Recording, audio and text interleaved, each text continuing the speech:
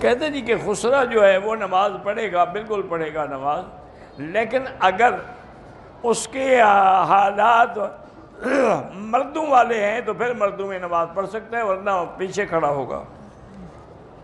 اب کہتے ہیں حرم میں خیال نہیں کرتے، حرم میں دیکھتے پھریں کہ کون محیرہ ہے کون نہیں ہے۔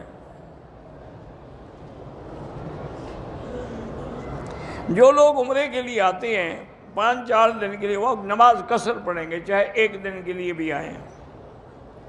حلق کرانے کے بعد غسل ضروری نہیں ہے، کرنا چاہے کر لے۔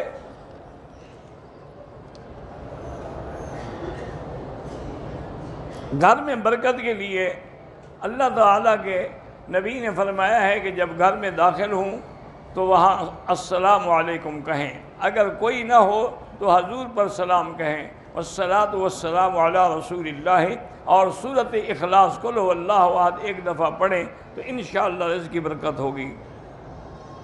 اذان کے فوراً بعد قضا نماز پڑھ سکتے ہیں۔ 30ویں دن یا 40ویں دن ختم قرآن، یہ سب بدعت ہیں۔